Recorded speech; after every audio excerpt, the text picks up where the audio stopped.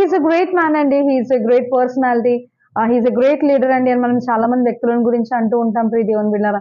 వారు గ్రేట్ ఎలా అయ్యారు? లేకపోతే అంత ఉన్నతమైన స్థితి, అంత అధికారులుగా, నాయకులుగా ఎలా పిలువబడ్డారు అంటే దీనికి వాక్యం మనతో మాట్లాడుతుంది కదా. సామెత గ్రంథము 12వ అధ్యాయం 24వ వచనంలో శ్రద్ధగా పనిచేయవారు ఏలుబడి చేస్తారట ప్రియ దేవుని బిడ్డలారా.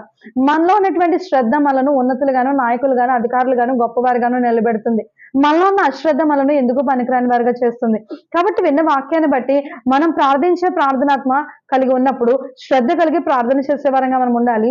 శ్రద్ధ కలిగి చదివే పిల్లలు అందులో ఉత్తీర్ణులు కాగలుగుతారు. శ్రద్ధ కలిగి వారు నిపుణతను చూపించినటువంటి వారు గొప్పవారుగా వారు చేసుకునేటటువంటి ఉద్యోగాల్లో రాణిస్తారు ప్రియ దేవుని బిడ్డలారా.